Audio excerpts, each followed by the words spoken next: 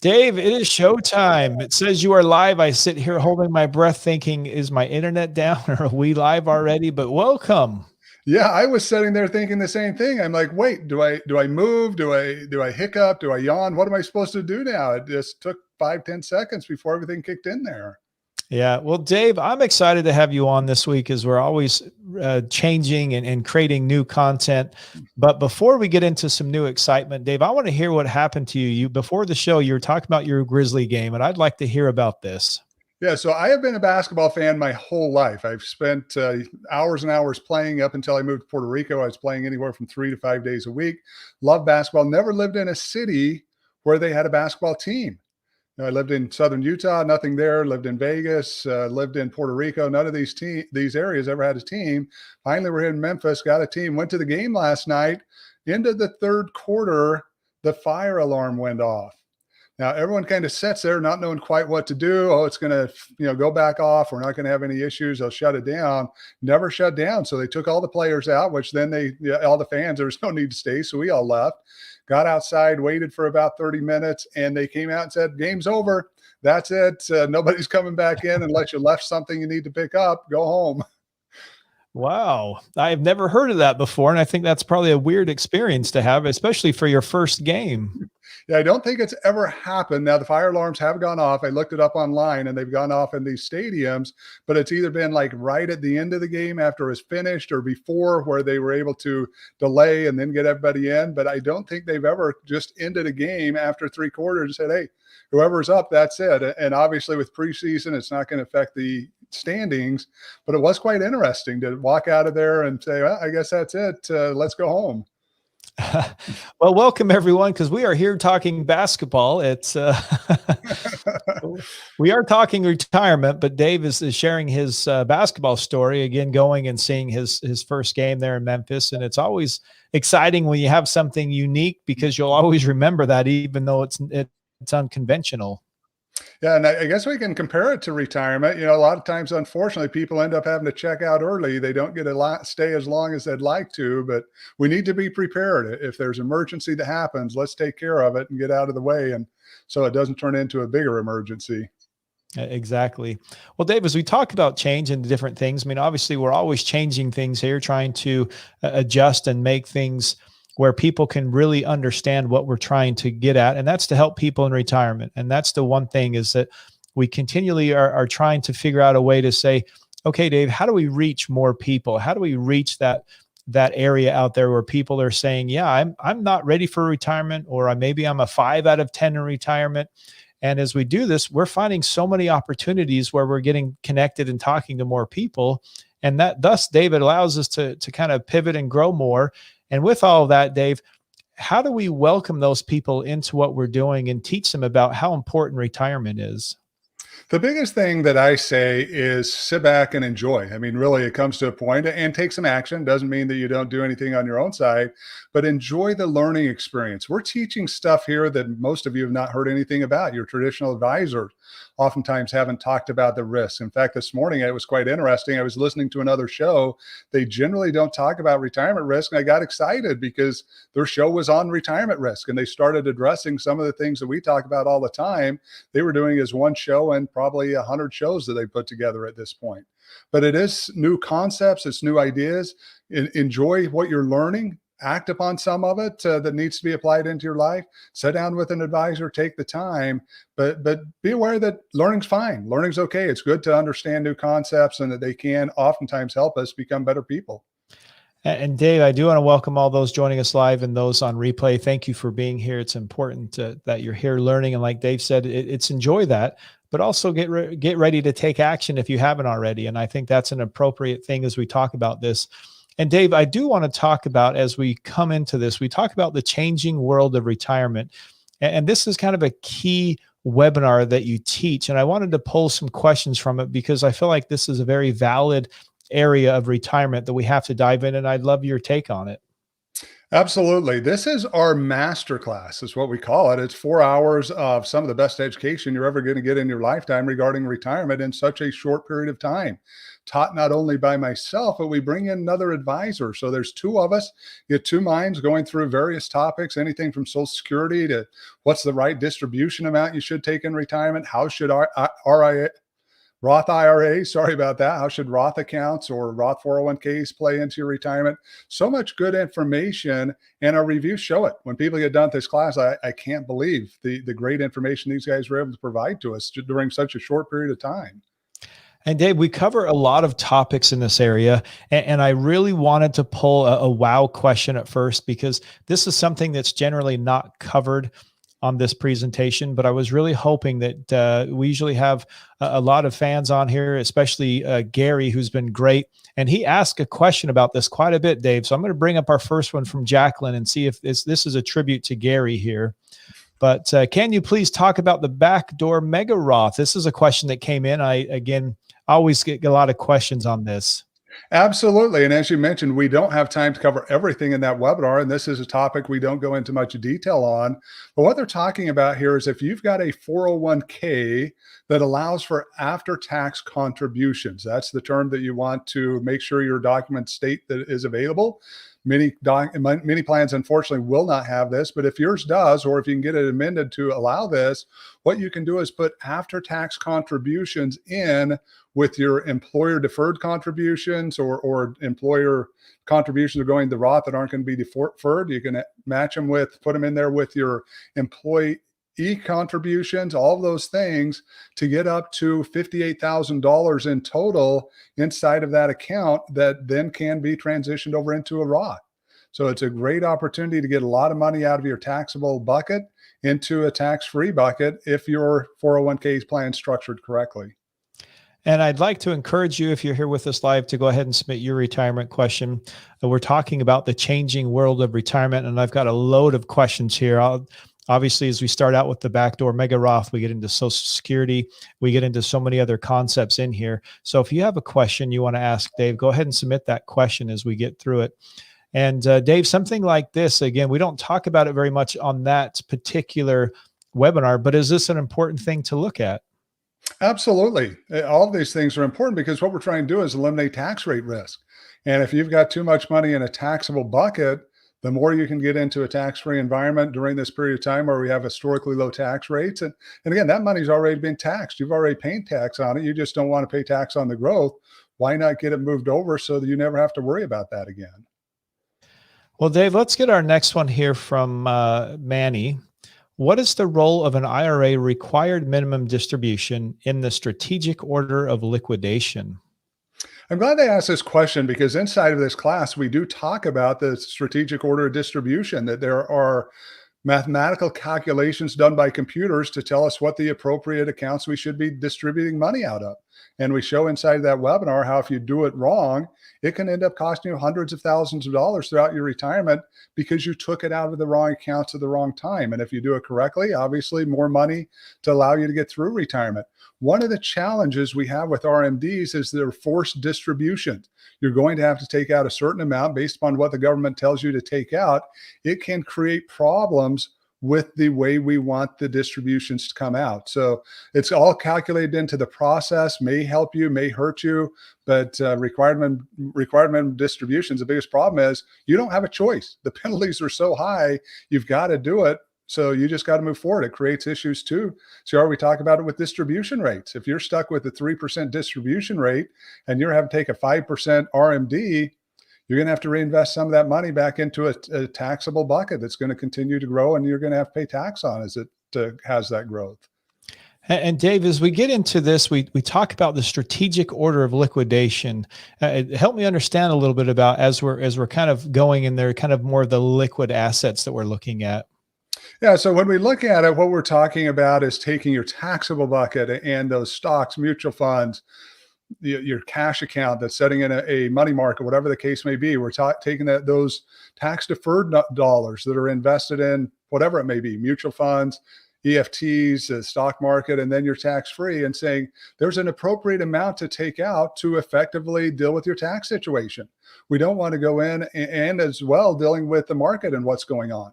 You don't want to necessarily just go in every time and take out a bunch of assets that have never been taxed that are sitting in a bank account.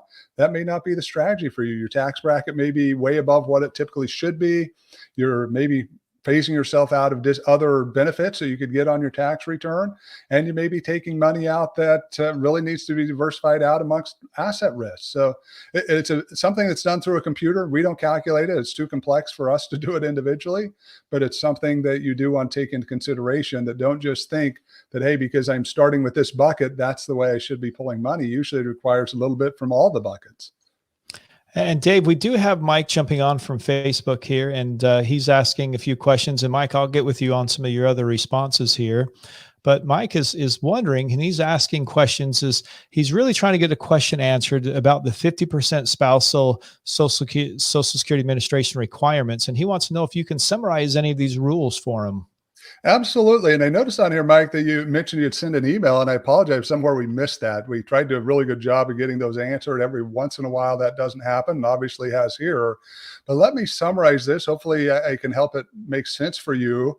So when we're talking about spousal benefits, all that has had to have happened is that spouse has had to have been married for at least a year to an individual who qualifies for Social Security. That means that they've got 40 credits from their work record that's going to allow them to have benefits.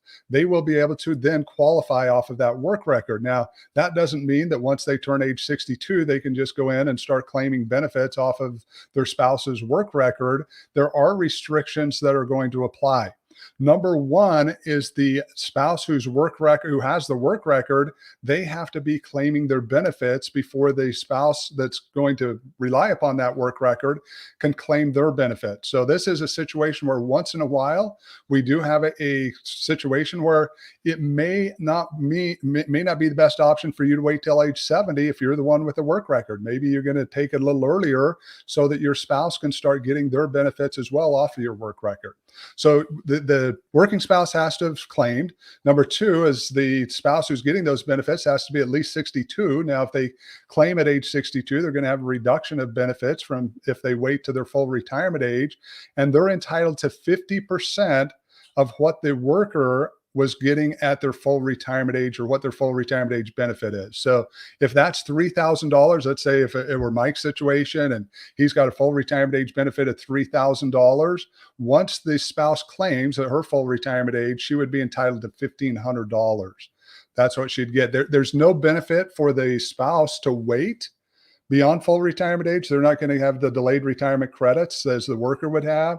So we want them to claim for sure, if possible, as long as the other spouse is claimed, want them to claim by full retirement age, and then really to wait to that point if they can, because that's when they'll get the most benefit.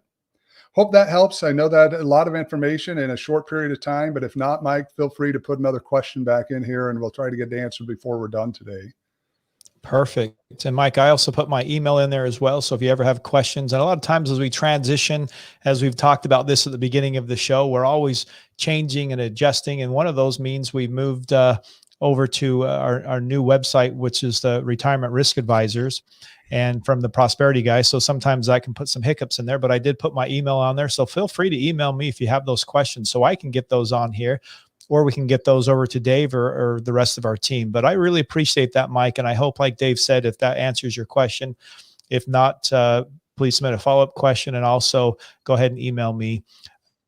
Dave, I want to make sure that we talk about this. How important is it that we get our questions answered in retirement? Because Mike really does bring up a good point, because we have so many questions, and a lot of times we just go to whatever source is online and that helps us to kind of answer, but does that really help us in every situation?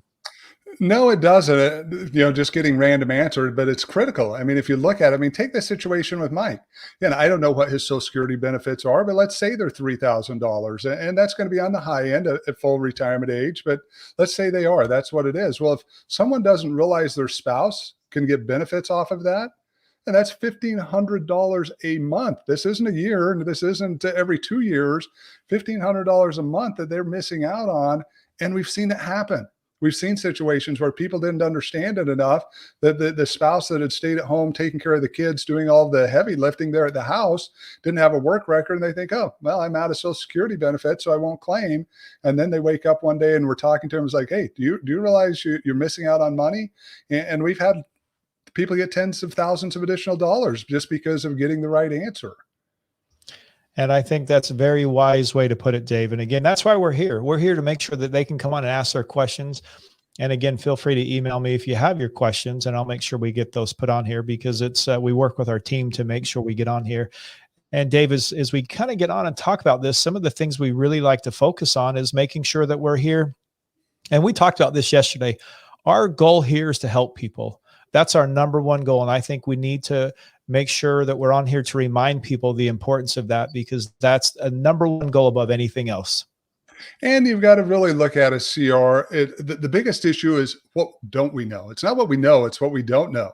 I think about last night going to the ball game. We were going for the first time to the FedEx Forum. Now, we'd been down there to AutoZone Park for baseball games. It's not that far away. I know I need to park my car. I know I need to get food. I know that I've got to get into wherever my seats are. I know when I'm done, I need to get out of there. Well, that's okay. But what if I park my car in an area that's not safe? That by the time I leave the game, that there's no car left. What happens if I park in an area that it's going to be backed up with traffic for hours? I don't know any of that. This is my first time. This is my first experience down there. It's what we don't know that becomes the problem. And I think that's part of the issues that we have when we're going through retirement planning. Oftentimes we're asking the wrong questions. We're asking questions about what we know. We want to confirm what we know, but it's like, hey, what is it that I don't know? What is it that other people are doing that maybe I've not thought about? That's the questions we need to know. Because again, we saw it last night. We ended up in a great parking area because we talked to some people. Turned out great. Cheap, as reasonably priced as anywhere. We're able to get out of the game really quick, get home. I mean, it worked out very well for us, but it took some additional information to be able to allow us to do that. Dave, that's the same thing I love to do. So I'm glad you bring that up. That's the same thing when I go to games. I am fully prepared when I get there. If not, I just feel like a mess. Yeah, it just adds a lot of stress that you don't need to have. I mean, you're trying to go to enjoy yourself and get away. And same with retirement. I mean, it's the reality. You go into retirement unprepared, you're going to have a mess. You're going to get in there. You're going to worry. You're going to end up having heart problems. You're probably going to pass away much sooner than you should. You go into retirement with everything laid out. You've got things answered. Things are buttoned up. Hey, you can enjoy that time. You can go golfing, you can go shopping, you can do whatever it is you like to do, and know that you can enjoy it and not have to worry about the bills at the end of the month. Mm-hmm. Exactly. Well, Dave, Mike has submitted a follow-up question. So let me see if I can pull that up and read it all here. The Social Security Administration website says that if one spouse claims the 50% benefit, they cannot qualify for letting their own SSA benefits grow and get the higher amount later if their date of birth is after 1/1/1954. Mike, you are correct. So this issue here, what you're talking about, is called restricted application.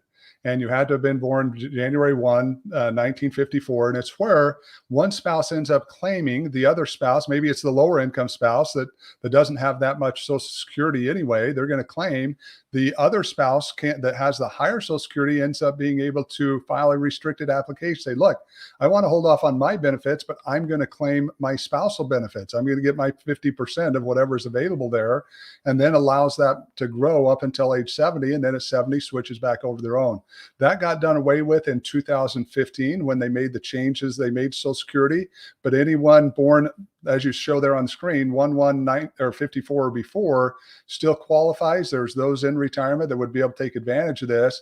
Those of us who haven't gotten there yet, not going to be available. This was a change to help reduce the outlay that Social Security was having to give, because obviously if someone meets this strategy, they're getting more money than they otherwise would. Dave, we talk a lot about Social Security on this show, and you have several webinars on this. As we talk about Social Security in general, what are some of the things that we could really look at or apply in our lives right now to help us as we're getting closer to retirement? The biggest thing you've got to look at, I would say there's two things. One, who in the family is going to get these benefits, and how does my choosing my benefits affect them? if I've got a spouse, if I've got younger children, like I'm in a situation now, I've got a disabled daughter. I'm going to be in a position at some point that she's going to be able to qualify for some form of Social Security benefits based upon my work record. All of that stuff needs to be taken into consideration. So you've got to look, and not only why they're alive, but you've got to also look at it when they passed away, when you've passed away, not them. I mean, hey, if you're still alive, you're still getting the benefits you're entitled to, but you've got to look at who's able to benefit and take all that into consideration and figure out what the best strategy is. And number two, if you've got some freedom in your work, maybe you're self-employed, maybe you're in a position of saying, look, I could retire at 60 and stop working, or I could work till 65. Look at what effect that additional work's going to have on your retirement. Some of you and your Social Security benefits, some of you, it could have a big impact because Social Security does look at 35 years of earning. But others, I mean, someone like myself, hey, I started working at 25, probably by 26 or 27, I was making decent income. Well, by the time I get to that point, by the time I get to 60, not going to be a lot of additional years I need to worry about to be able to maximize my Social Security benefits. So these are things we look at too. Many times I've talked to people and said, look, go ahead and retire. Your working is going to add about $8, maybe $4 a month to your overall Social Security. You take that extra money and invest it, you can get way more than that and have an asset you could transfer to your kids if you don't use it all. And Dave, this kind of leads me into, because we have a lot of Social Security questions. I think there's a lot of people that have questions on this topic because, again, like you said, they're trying to understand, they're trying to really be part of this. So I'm going to bring up Barbara's question here, and I'm going to see if I can get it all in its entirety here. If you claim Social Security at 62, expecting to die early, and are now 74, how can you do a do-over and pay back all the benefits, assuming outstanding cash position, and then start collecting at age 70 the Social Security benefits? Barbara, you can't. And this is a very sad story for many people as they get later on in their life. And we've talked about it. If we were to ask people on the show, how long are you going to live, and then followed them, most of them would underestimate their life expectancy. And that's really what Barbara's saying. Look, I didn't think I was going to live that long. Maybe my family had health issues. Maybe I had health issues. Well, now I'm sitting there at 74 and going, this Social Security is not going to be enough to solve my issues when I look at long term. And especially for her, CR, when you look, again, take $1,000. If she claimed at 62, she got $750. If she waited till 70, she got $1,320. I mean, that's over $500 that she was what difference that she would be able to have at this point. But unfortunately, I only have 12 months to do the do-over. So it would have had to have been done before she turned 63. And it's a problem. You go around these nursing homes and you talk to people, they're filled with people that are coming back saying, I don't know why I did this so early. I should have waited. I was able to work. I just got kind of burned out, and maybe I should have gone to part-time or something and then got back active again, but they're stuck. And this is where Barbara is. There's not a chance she can do anything else. She's stuck with what she has and going to just have to figure out how she deals with the rest of her retirement, how that other money is going to allow her to get through it. And I want to encourage you, obviously, if you're here live, to submit your questions with us so Dave can answer those. And right now we're talking about the changing world of retirement and really focusing on Social Security right now. Thanks to Mike for bringing this up. And now we're able to kind of dive through this topic. And Dave, as we look into Barbara, I mean, it's a sad story. But right now, if we're looking at this, we can learn from Barbara. And one of the things you're saying is if we can wait, I mean, there's so many things that apply in our life or can change that say, hey, we need to take it early. But if we can wait, you're saying there's a real benefit by waiting till age 70 to collect, maybe instead of at 62. Yeah, and let's go through this a little bit. Let's talk about maybe someone that's in this situation. Again, we get to 62, I get it. People get wore out. You get burned out. You're done. People, it's like you're in a job. There's a lot of stress, or you want to get retired. And I get it. I understand that. But just think about it from a Social Security standpoint. Let's say you're at the top of your career and you're making, let's say $100,000. Maybe you're making $80,000. Because of the bin points in Social Security, if you were to drop to 40 versus that 80 or 100, the effect on your Social Security is not going to be that much because you've gotten into a situation where those bin points, you maybe only be getting 15 cents on the dollar of what that extra income is versus the bottom bin point that's 90 cents on the dollar. So you're saying, look, there's a high probability I could drop down, have a decent life, be able to just work less than I was, and still be able to delay that Social Security, get me the benefits that I need, and be able to survive without having to do a major spin down, which still can work. But these are the things people don't think about. They think it's all or nothing. It's like you look at the ball game I went to last night. You know what? I want four quarters or I want nothing. Well, you know what? Three quarters was great. We had a good time. It's only part of what we got, but my son and I had an amazing time. Good opportunity to talk, connect with each other, and that's how we got to look at retirement. It's not all or nothing. We can take some middle sometimes. And Dave, I love that approach because I feel like that's the way we look at retirement. We need to know everything, or I don't want to know anything because it's going to overwhelm me. And so you brought up a great point that needs to be discussed and hold on to, is that we've got to learn in small increments to really help us, because again, if not, we're one or the other. Yep, absolutely. Well, Dave, I want to continue here. Mike's got these great questions. Mike, I'd love one day to see if I can get you on the show here and ask these questions. I think it'd be really appropriate. And he's asking, Dave, does the 2015 rule change also apply to the divorced spouse claiming the 50% benefit from the ex-spouse? So now they cannot receive this 50% benefit and let their own SSA benefit continue to grow. Yes, it's called deemed filing is what the Social Security Administration identifies it at. If you want to look it up, do any more research, that's what you'd be looking for on Social Security's website. But it means that basically once you claim, you're claiming for all of the benefits that are available, and you're going to get the highest of what's there at the time. So yes, anybody after January 1st. And this is interesting. Let me talk briefly about this. Why January 1st? Why not December 31st like it is for so many things? IRS, I guess Social Security Administration and Medicare both, they look at it that you attained your age the night before. So if you're born on the 1st, you actually turned whatever age it is on the 31st. So that's why you've got the first rather than 12/31 like you typically have. Gives everybody on that first day some benefits. If you're born on the 1st, you're going to get Social Security a month earlier. You're going to have Medicare a month earlier, all these things. So, hey, being born early is not always a bad thing, but that's some history maybe you did or didn't want to have. Yeah. Great report there, Dave. And Mike, I hope we're getting you closer to what you're looking for. And I really appreciate these questions as we're diving into the topic of Social Security. And I think it's a really important piece we talk about. And Dave, I am flooded with questions here, and I wanted to bring up, let's see if we can get Lynn's in here as well as we, again, talk about Social Security. So are income tax dollars used to contribute to Social Security? Isn't Social Security only funded by Social Security taxes? This is an interesting question that Lynn brings up. So what she's saying is we were talking about the taxation of Social Security, meaning, hey, we've got employer wages where you're going to pay in Social Security tax on your wages or your net profits from your business or guaranteed payment, whatever the case may be. But then comes the question, what happens to all of those dollars for the retirees that are paying tax on their Social Security? And Len, they go into the Social Security Trust Fund. So the IRS breaks it out, says, hey, what part of the taxes that were paid in on this tax return applied to the Social Security benefits that were received? That's going into the Social Security Trust Fund. And right now, CR, about $36 billion a year is what the government's making off those taxes. So a critical part of funding the Social Security Administration. But they do get that money. Now, if you've got taxes because of a pension plan or because of RMDs, that's going to go to the IRS and help cover general fund costs.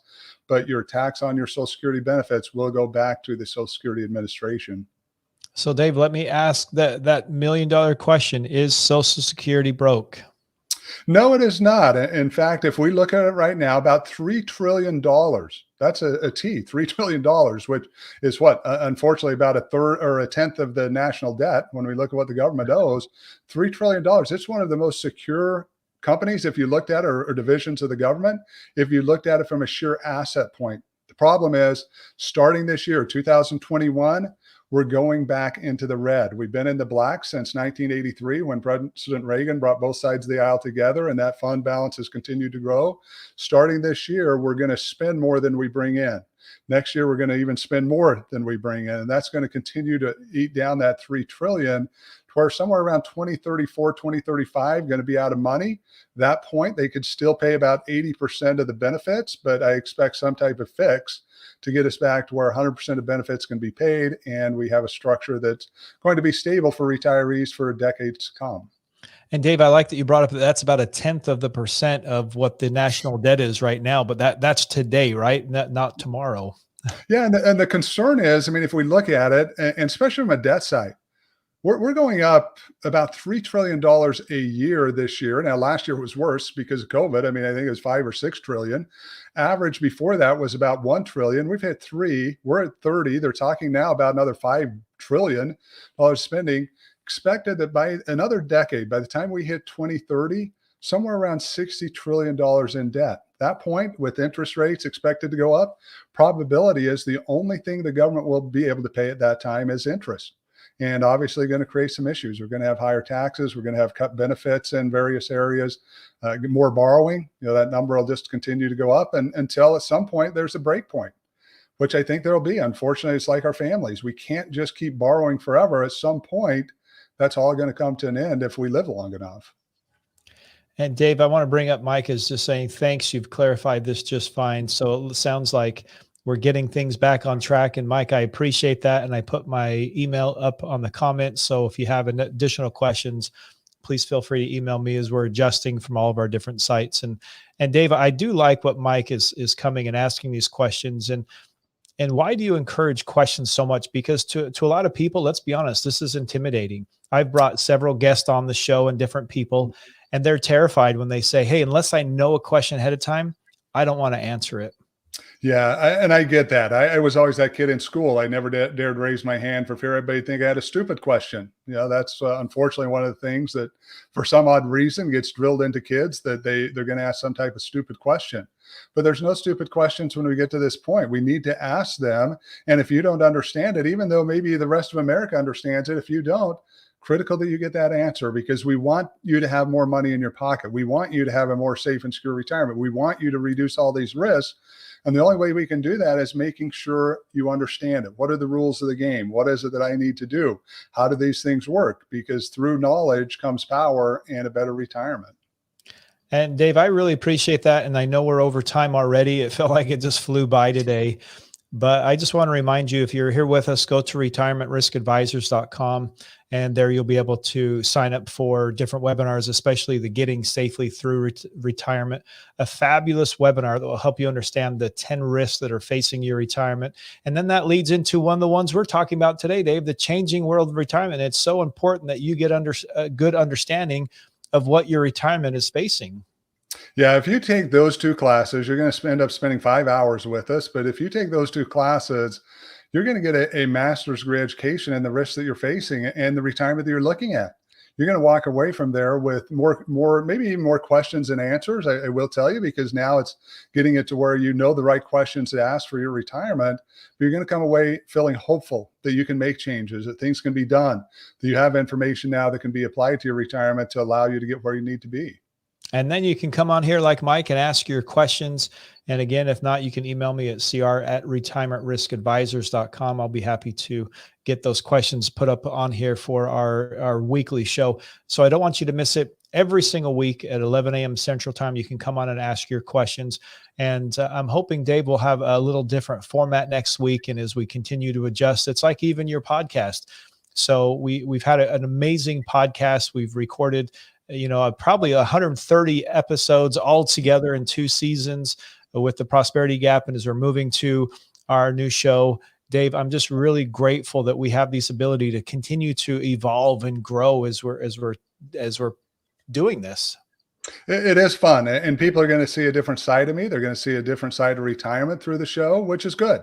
That's what I'm here for, is we're here to connect with different people at different levels and hopefully connect with as many people as we possibly can from all walks of life. That's what we're here for.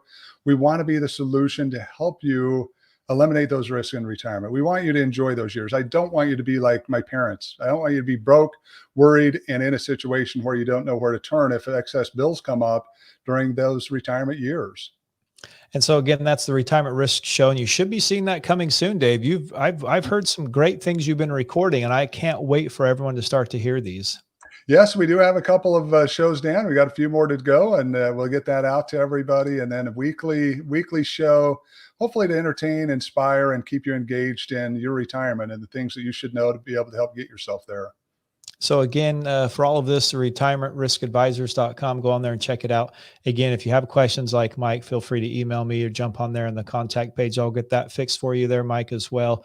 We just appreciate your time being here with us today, and continue to to work on your retirement, to continue to ask those questions, good or bad, so that way you can get closer to retirement and make sure you get through retirement. And Dave, as we're leaving here, we're definitely over time, but I'd love to get your parting words as we say goodbye. Go Grizzlies. I think that's the right answer. Is that correct? Okay, okay. You know what? It's interesting as I've gotten older, I can cheer for all teams because I just love good plays. I love people that are treating others well and respectful. And I will tell you, go you.